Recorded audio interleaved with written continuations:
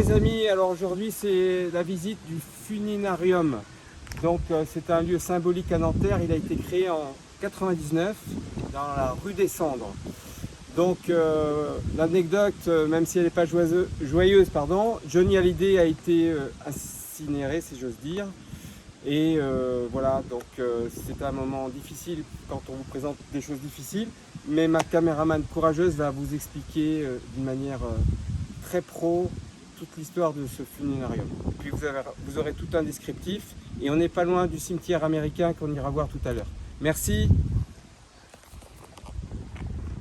Alors, comme vous l'a dit Christophe, on est devant un bâtiment qui n'est pas des moindres. Du coup, à première vue, on pourrait voir un bâtiment très discret.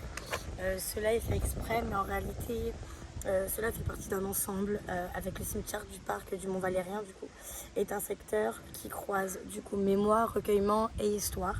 En réalité, le Mont-Valérien est un lieu très symbolique. On y retrouve le mémorial des cimetières. Et dans ce paysage, le funérarium a une fonction particulière. Il accueille les défunts avant les obsèques et également les familles à venir pour se recueillir et avoir un cadre un peu plus intimiste. Cet endroit est proche de ce que vous pouvez voir de Paris. Nous avons une vue d'ensemble sur le fond.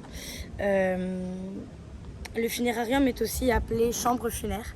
Il a été repris par la gestion par le CIFUREP, si je ne me trompe pas, le syndicat intercommunal funéraire de la région parisienne. Et en 2006, il a été pris, mais un nouveau contrat en 2007 par le OGF. Excusez-nous. La loi voilà. Juste à côté, nous avons, comme vous l'a dit Christophe, le crématorium, qui est un autre bâtiment aussi pour les personnes décédées. Il ouvre ses portes en 1999 et il a aussi une autre fonction, il accueille les cérémonies à la crémation.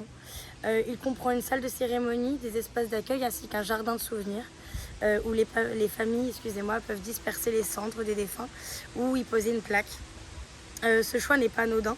Du coup, comme on vous l'a dit, il se trouve à côté du cimetière du Mont-Valérien, dans un secteur marqué par la mémoire, le silence, la nature et le recueillement. L'environnement est végétal, du coup il joue un rôle important. Il permet de créer une atmosphère beaucoup plus apaisée, loin de l'image froide qu'on pourrait penser d'un équipement funéraire. Ici tout est pensé pour être discret, c'est pour ça qu'on est dans les hauteurs. L'architecture n'a rien d'impressionnant comme vous pouvez le voir. On cherche plutôt quelque chose pour accompagner, accueillir, protéger l'intimité et offrir un espace de paix. Ça, c'est hyper important. Donc, il ne raconte pas une histoire spectaculaire, mais surtout une histoire profondément humaine. Ce sont des grosses émotions qui passent par ici, donc c'est un lieu à respecter. Alors, si vous passez devant, pensez aux familles qui disent adieu à leurs proches, aux cérémonies discrètes, aux souvenirs, à l'accompagnement. Alors voilà, ayez du respect, de la mémoire et surtout un espace de passage. C'est un lieu qui accompagne les habitants dans l'un des moments les plus importants et les plus délicats de leur vie. Donc voilà, on devait vous le présenter parce que c'est quand même un endroit important à Nanterre. Donc on vous souhaite une bonne après-midi, une bonne journée, une bonne soirée et à bientôt. Bye.